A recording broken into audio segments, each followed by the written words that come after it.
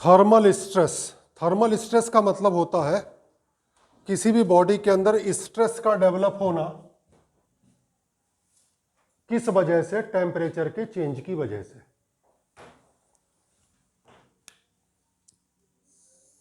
एक ये रॉड है,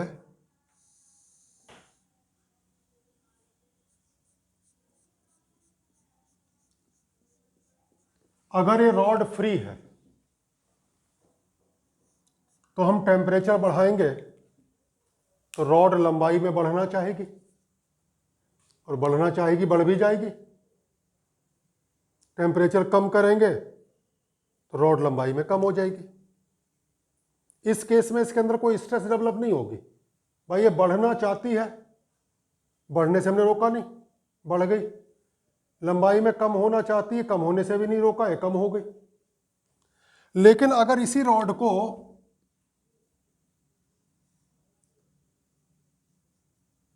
दो रिजिड सपोर्ट्स पे फिक्स कर दिया जाए, अब ये सपोर्ट क्या करेंगे? ये सपोर्ट ना तो इसे लेंथ में बढ़ने देंगे, ना ही लेंथ में कम होने देंगे। इतनी बात समझ में आ गई? इसलिए इसके अंदर स्ट्रेस डेवलप होगी जब टेम्परेचर इंक्रीज या डिक्रीज करेगा। यहां तक बात समझ में आ गई? मान लिया चेंज इन टेम्परेचर है डेल्टा टी, तो अगर ये फ्री होती तो लेंथ में चेंज आता एल अल्फा डेल्टा टी। ठीक, डेल्टा एल अपॉन एल हो गया अल्फा डेल्टा टी। ठीक, हमने आपको पढ़ाया हुआ है delta L upon L is called strain. अरे इलास्टिसिटी वाले टॉपिक में पढ़ाया है, तो delta L upon L equal to strain, तो इसका नाम हो गया स्ट्रेन।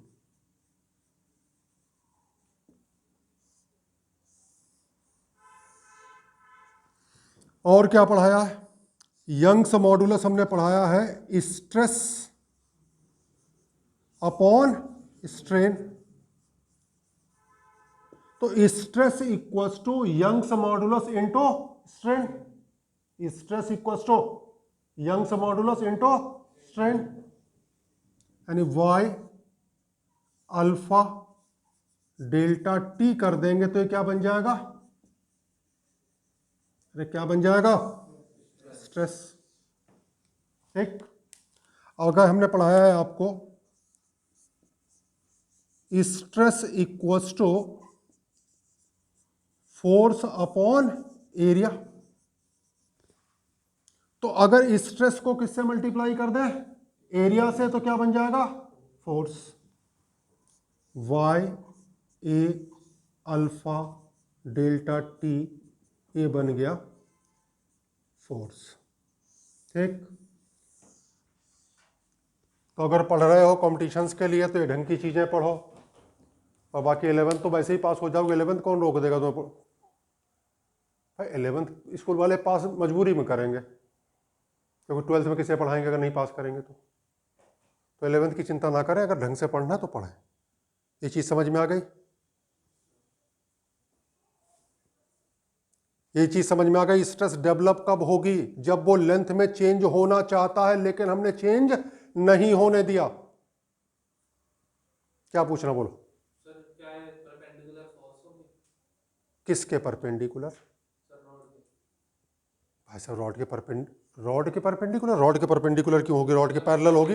वो रॉड के परपेंडिकुलर क्यों होगी? रॉड के पैरेलल होगी। रॉड है, रॉड का परपेंडिकुलर तो ये हुआ, इधर थोड़ी होगी, इधर होगी फोर्स। अरे सपोर्ट को धक्का देगी ये फोर्स, तो रॉड के पैरेलल हुई परपेंडिकुलर। जोर से बोल भाई। और पैरेलल भी क्या? रॉड के अलोंग।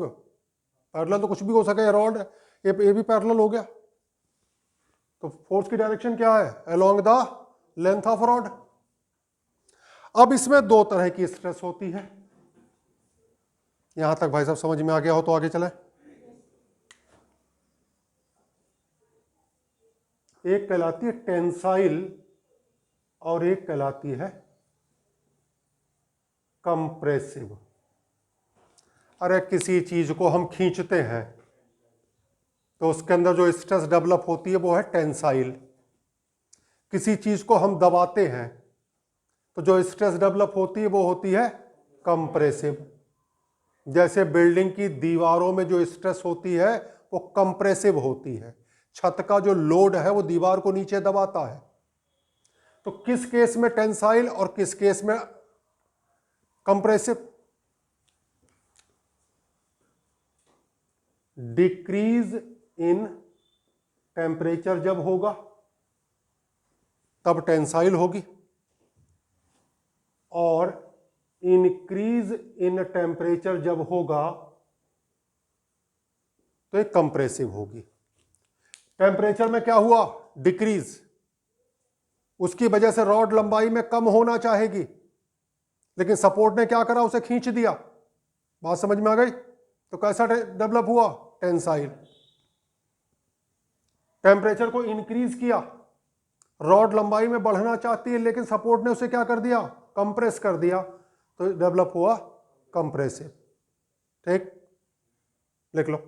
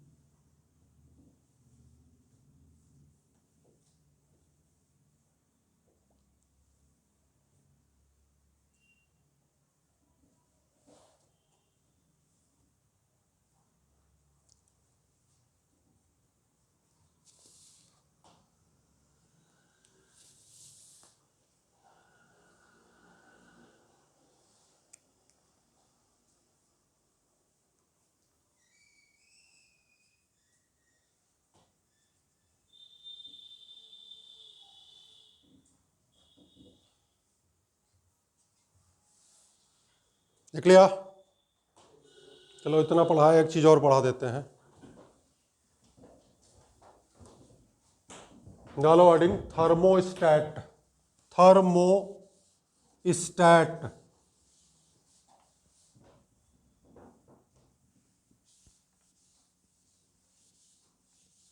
ब्रैकेट में bimetallic strip. Bimetallic strip, bimetallic, bi माने टू, तो बाय मेटालिक स्ट्रिप का मतलब ऐसी स्ट्रिप जो दो मेटल्स की बनी है।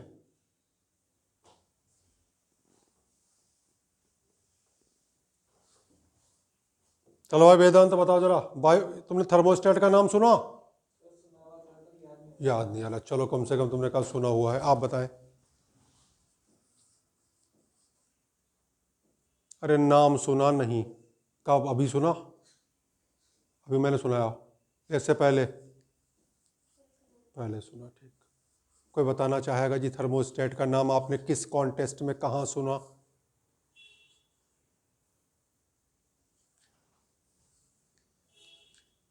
आप कुछ कह रहे हैं? क्या बोल पढ़ा? थर्मोस्टैटिक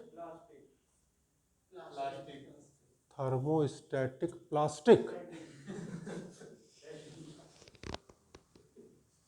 अरे भाई, हो सका ऐसा कोई शब्द हो, जरूरी थोड़ी दुनिया के सारे शब्द मैंने सुन रखे हैं। Thermo steel. बेटे ऐसा ना कर मान जाए। अच्छा, अब आराम से सुन लो जी। गीजर तो होगा घर पे? अच्छा, ठीक। जब वो पूरी तरह उसमें पानी गर्म हो जाता है तो कट की आवाज़ होती है, होती ना? हाँ। फिर पानी जब ठंडा हो जाता है फिर कट की आवाज़ होती है। वो कट क्या होता है? अरे वो ऑटोमेटिक स्विच होता है। और क्या होता है? क्या होता है? ऑटोमेटिक स्विच, जो किस काम आता है? टेम्परेचर कंट्रोल करने के काम आता है। जो इलेक्ट्रिक प्रेस होती है कपड़े प्रेस करने वाली, उसमें भी कट होता है, नहीं होता? तो थर्मोस्टेट क्या है? थर्मोस्टेट यूज किया जाता है ऑटोमेटिक स्विचेस। किस लिए? For temperature control. तो थर्मोस्टेट इज अ डिवाइस। लिख लो, लिखना चाहो भाई। अभी IIT एडवांस का आया हुआ सवाल है जो मैं करवाऊंगा, लेकिन इसमें नीट का सवाल जो आया हुआ वो भी बता दूंगा। अरे, thermostat is a device used to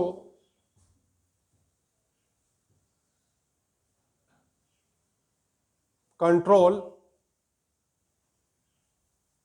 the temperature automatically।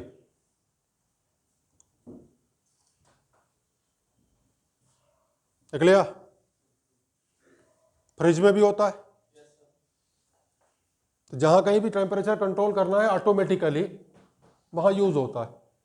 एक तरीके के स्विच की तरह यूज होता है। बाई मेटालिक स्ट्रिप का मतलब दो मेटल की बनी हुई स्ट्रिप है। तो पहले जरा इसे समझे, दो मेटल की बनी हुई स्ट्रिप।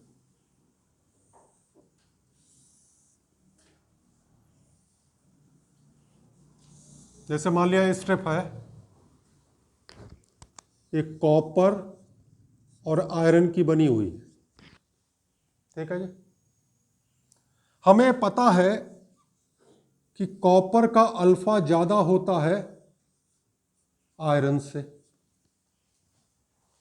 यानी कि कॉपर की लेंथ ज्यादा बढ़ेगी आयरन के कंपैरिजन में। दूसरी भाषा में, कॉपर की लेंथ ज्यादा कम होगी आयरन के कंपैरिजन में। एक केस हमने हीटिंग का कहा और एक केस हमने कूलिंग का कहा। अल्फा ज्यादा होने का क्या मतलब है? लेंथ में चेंज ज्यादा आएगा। तो किसके लेंथ में चेंज ज्यादा आएगा? कॉपर के लेंथ में चेंज। लेंथ में चेंज दो तरह का होगा। अगर टेम्परेचर आप बढ़ाओगे तो लेंथ इंक्रीज करती है, घटाओगे लेंथ डिक्रीज करती है। मान लिया ऐसे हमने गर्म कर दिया,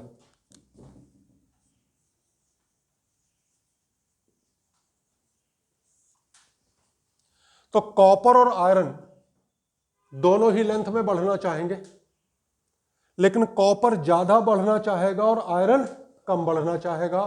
तो जो स्ट्रेट शेप है वो कर्व में कन्वर्ट हो जाएगी। किस में कन्वर्ट हो जाएगी? कर्व में।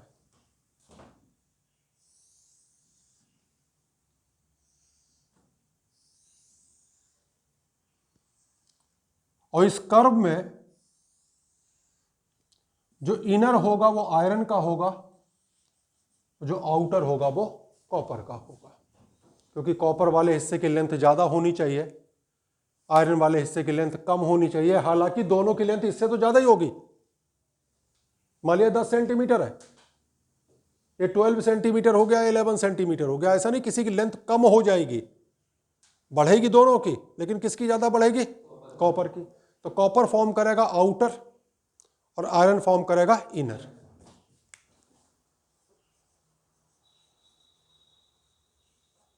मान लिया कूलिंग की बात कर रहे हैं, दोनों की लेंथ घटेगी।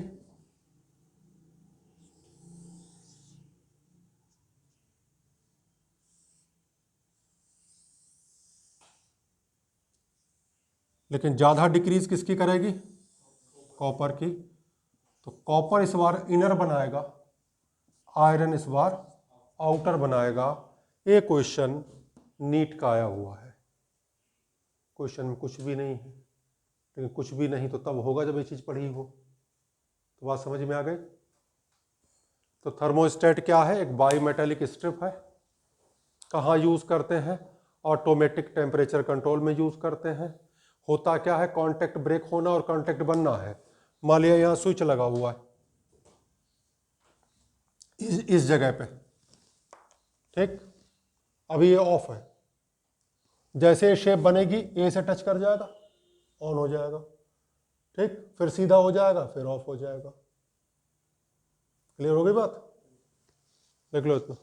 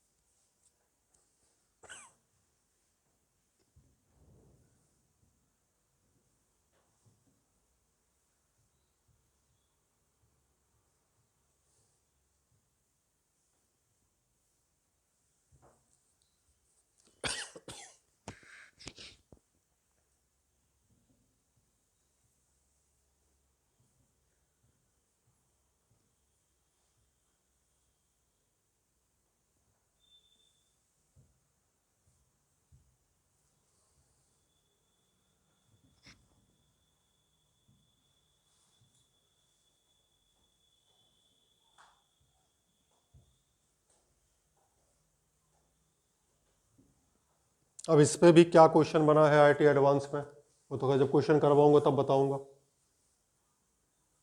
इक्वेशन तो यहाँ भी वही लगनी है, L dash equal to L 1 plus alpha delta T, लेकिन उसने रेडियस ऑफ कर्वेचर पूछी थी। फिलहाल क्वेश्चन मैं अभी दे भी दूँ तुमसे होगा नहीं, तो करना मुझे ही पड़ेगा। क्वेश्चन देंगे लास्ट में, ठीक है। नेक्स्ट टॉपिक शुरू करते हैं, थर्मोमीटरी।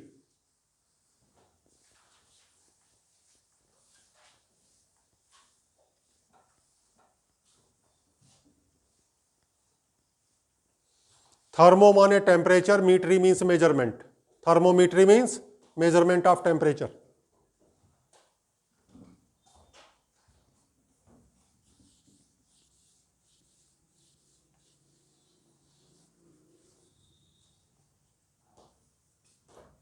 तो thermometry means measurement of temperature. Temperature का कोई डायरेक्ट मेजरमेंट नहीं होता। क्या बताया मैंने? अच्छा, टेम्परेचर से मेजरमेंट क्या करते हैं? मेजर क्या करते हैं? जैसे मरकरी थर्मोमीटर है, उससे क्या मेजर करते हैं?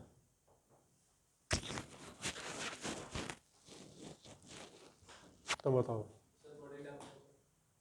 अरे बॉडी में लगाओ तो बॉडी टेम्परेचर, पानी में डाल दो पानी का टेम्परेचर। क्या मेजर करते हैं? टेम्परेचर ही मेजर करते हैं।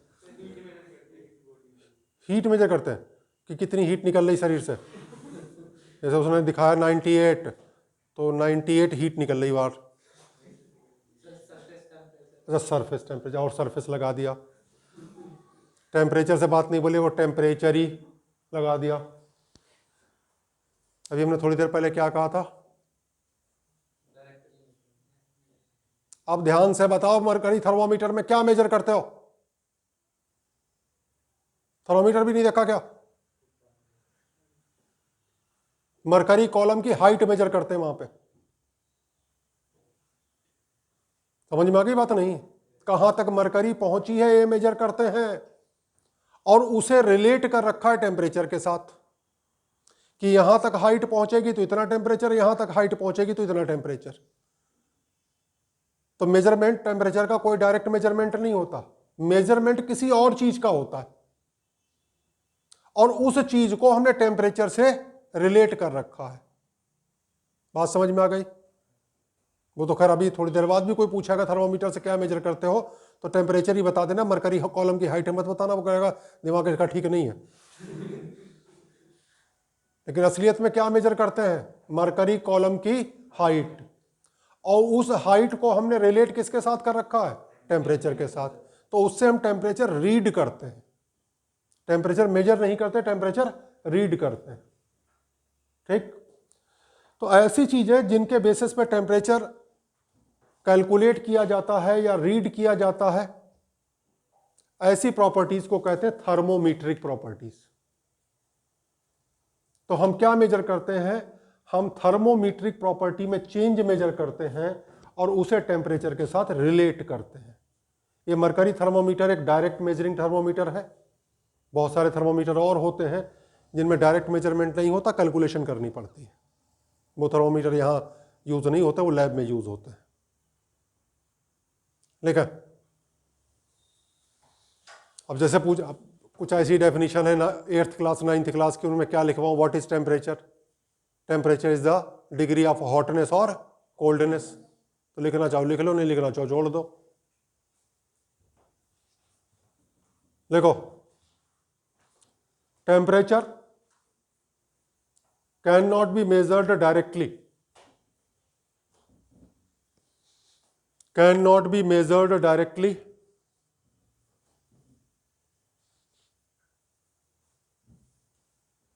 there are some properties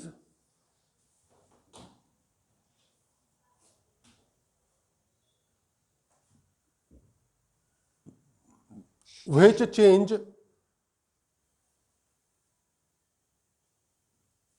linearly with temperature,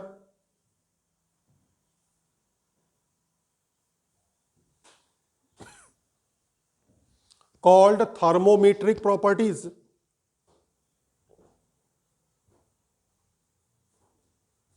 Called thermometric properties. The change in thermometric properties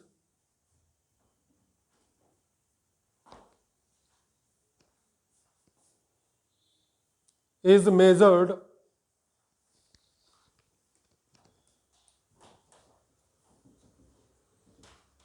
and temperature is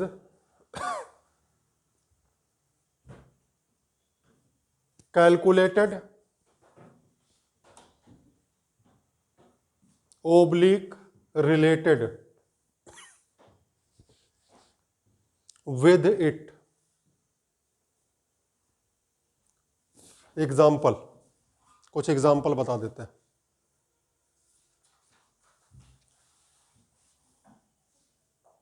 thermometer का नाम बताऊंगा और कौन सी थर्मोमीट्रिक प्रॉपर्टी है वो बताऊंगा, ठीक है? तो डैश लगा के लिख लेना, अपने आप अंडरस्टूड है। Number 1, mercury thermometer. Mercury thermometer, dash लगाओ, height of mercury column, height of mercury column. Number 2, constant volume gas thermometer. Constant volume gas thermometer, dash लगाओ, प्रेशर ऑफ गैस। तो कांस्टेंट वॉल्यूम गैस थर्मोमीटर में pressure क्या होता है? Thermometric property. Number 3, constant pressure gas thermometer. Constant pressure gas thermometer, dash लगाओ, volume of the gas.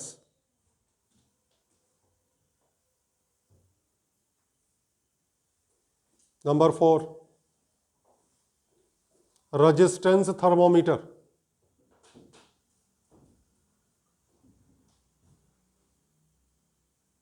Dash लगाओ, resistance of platinum wire.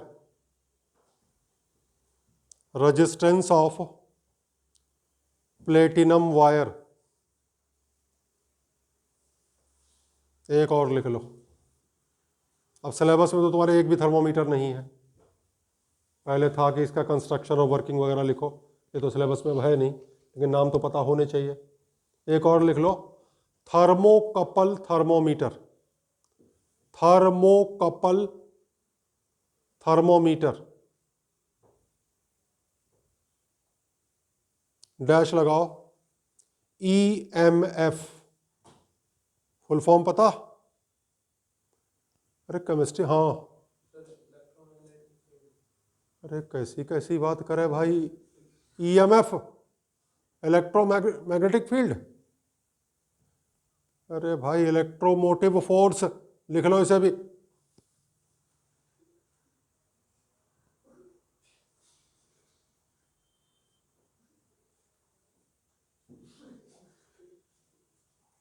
ये नई फील्ड कहाँ से आई इलेक्ट्रोमैग्नेटिक? बेटे इलेक्ट्रोमैग्नेटिक वेव तो मैंने पढ़ा, इलेक्ट्रिक फील्ड पढ़ी, मैग्नेटिक फील्ड पढ़ी, लेकिन इलेक्ट्रोमैग्नेटिक फील्ड कैसे आई है? मतलब है बैच में साइंटिस्ट, टैलेंट देर में नजर आया मुझे टैलेंट। बहुत दिन तक छुपे रहे ना लोग, और अभी भी मास्क लगा हुआ, वरना तो पूछो मत। अरे भाई इलेक्ट्रिक फील्ड हो सकती है, मैग्नेटिक फील्ड हो सकती है, इलेक्ट्रोमैग्नेटिक फील्ड कैसे हो जाएगी? ऐसी कौन सी फील्ड हो जाएगी जिसमें इलेक्ट्रिक और मैग्नेटिक दोनों वो प्रोड्यूस कर दे? लेकिन कोई बात नहीं, इसका नाम है इलेक्ट्रोमोटिव फोर्स। इलेक्ट्रोमोटिव फोर्स बोलते हैं पोटेंशियल डिफरेंस को, जिसे देसी भाषा में बोलते हैं voltage. 1.5 volt, 2 volt, 3 volt.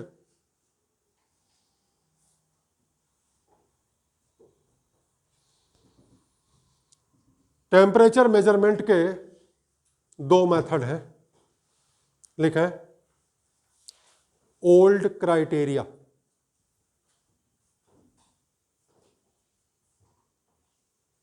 Temperature measurement का जो ओल्ड क्राइटेरिया है, उसमें 2 स्टैंडर्ड टेम्परेचर लिए जाते हैं। एक वो टेम्परेचर जिस पे आइस मेल्ट करता है,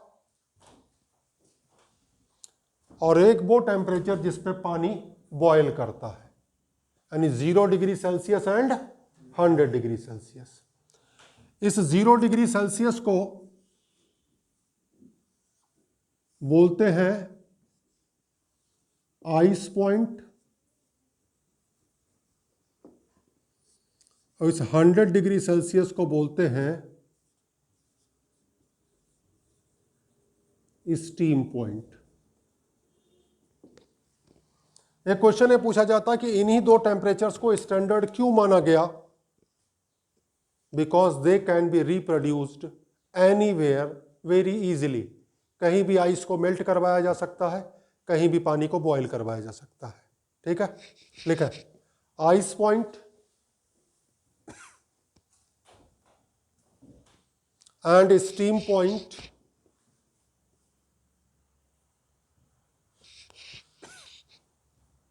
were taken as standard temperatures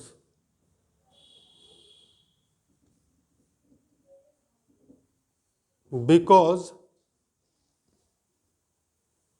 they can be reproduced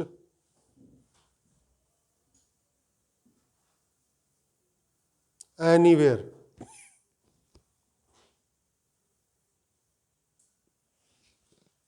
ठीक है जी, जरा इधर देखें। हमने मान लिया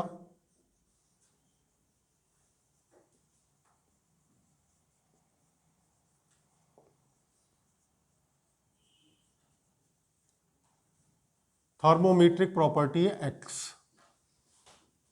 अब हमने फिलहाल एक्स लिख दिया है। हाइट हो तो उसे एच लिख देना, वॉल्यूम हो वी लिख देना, प्रेशर है पी लिख देना, रेजिस्टेंस है आर लिख देना। हमने फिलहाल यहां क्या लिखा? एक्स। आइस पॉइंट पे इसकी वैल्यू है एक्स नॉट, स्टीम पॉइंट पे इसकी वैल्यू है एक्स 100। ठीक, और अननोन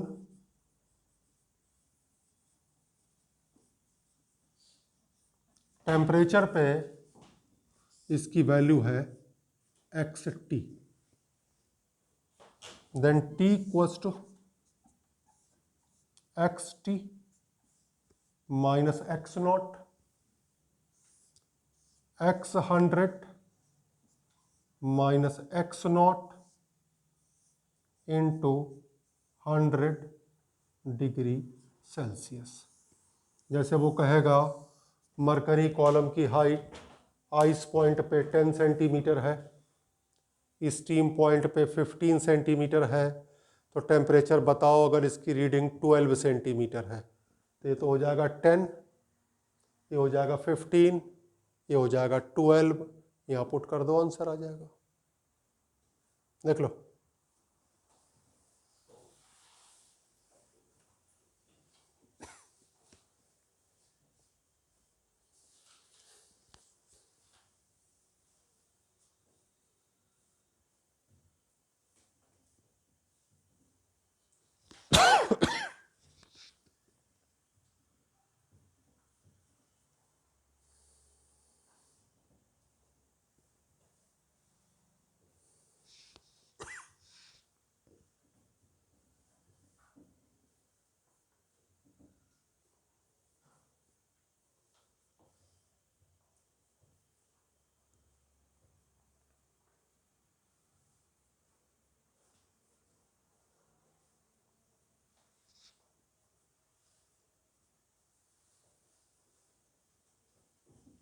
मॉडर्न कॉन्सेप्ट।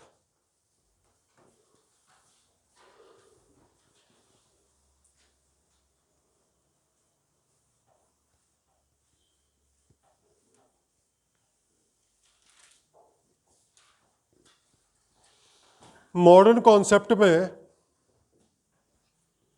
सिर्फ एक स्टैंडर्ड टेम्परेचर लिया जाता है, and that standard temperature is called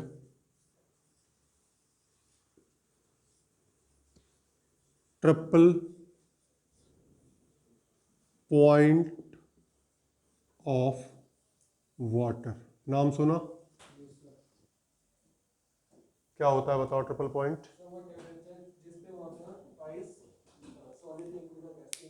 ठीक है, कितनी वैल्यू होती है? नहीं, आपने बताया सही है। ट्रिपल पॉइंट वो टेम्परेचर होता है जिसमें पानी अपनी तीनों फॉर्म में एक साथ को एग्जिस्ट करता है, ice, water and vapour, and this temperature is 273.16 kelvin. ठीक, तो मान लिया ट्रिपल पॉइंट पे इसकी वैल्यू है XTR,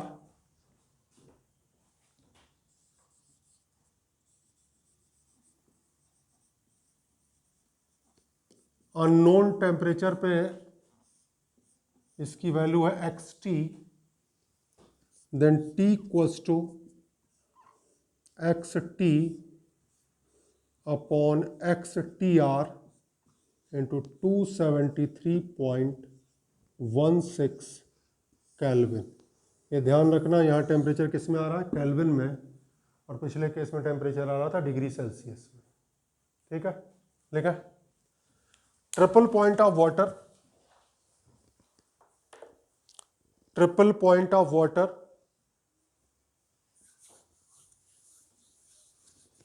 is taken as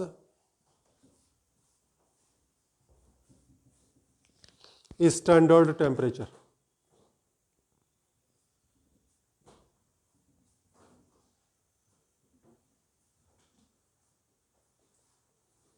Triple point of water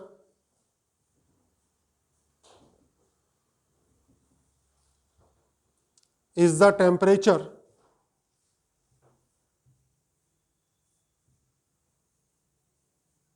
at which water coexists into all its three forms. That is ice, water and vapor. तो old concept में दो स्टैंडर्ड टेम्परेचर है, एक आइस पॉइंट और एक स्टीम पॉइंट। यहाँ एक ही standard temperature है, ओल्ड कॉन्सेप्ट में टेम्परेचर डिग्री सेल्सियस में निकल के आता है, मॉडर्न कॉन्सेप्ट में टेम्परेचर केल्विन में निकल के आता है। लिख ले।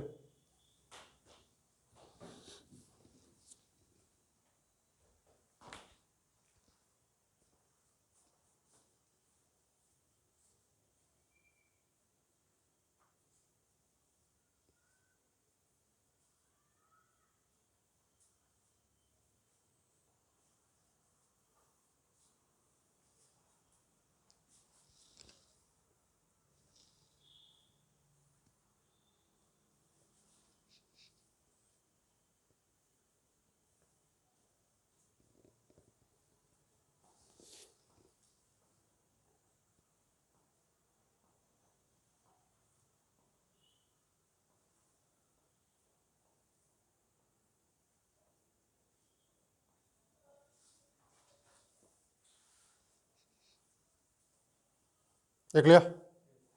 एक चीज और पढ़ा देते हैं, फिर क्वेश्चन शुरू करते हैं। Scales of thermometry.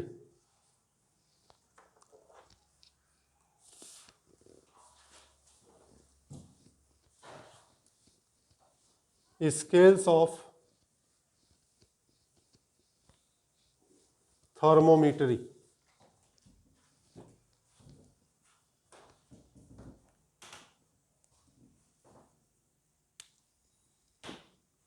तीन स्केल है, डिग्री सेल्सियस,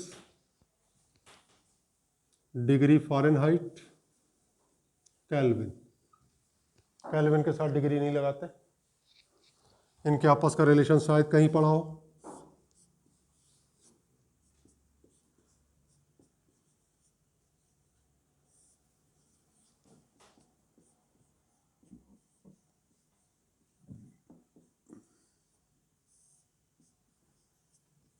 इस फार्मूले से एक टेम्परेचर को दूसरे टेम्परेचर में कन्वर्ट कर सकते हैं। लिख लो।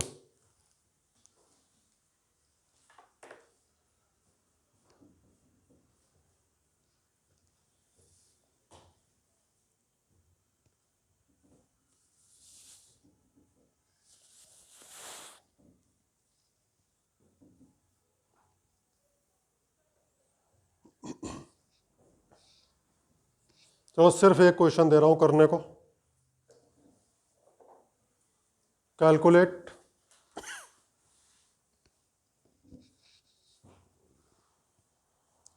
Ice point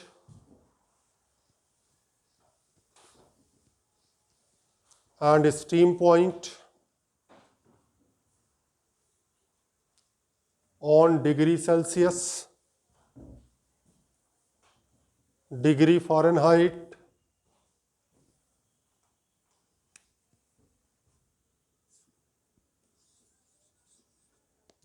and Kelvin scale.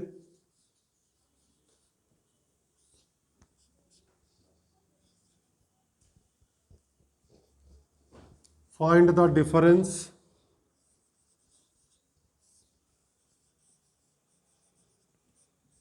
between the two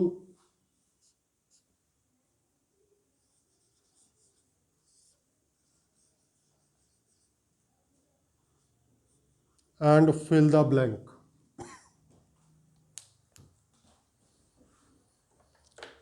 Fill the blank. Degree Celsius में कैलकुलेट तो तुम्हें करना नहीं, डिग्री सेल्सियस में तो पता ही है।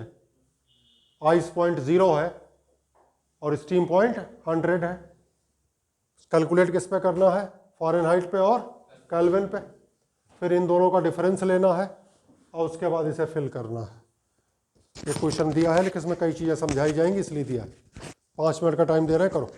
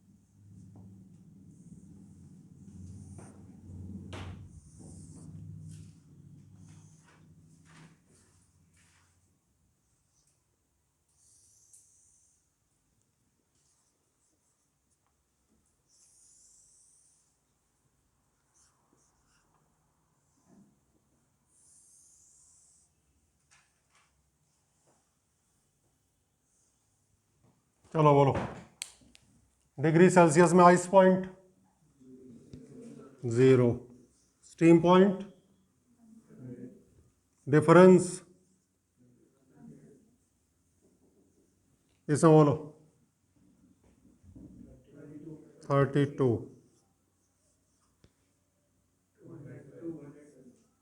डिफरेंस हम्म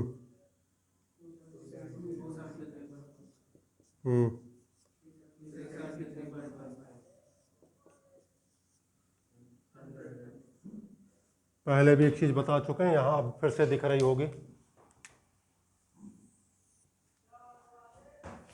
सेम है। तो हम क्या कहेंगे कि डिफरेंस ऑफ 1 डिग्री सेल्सियस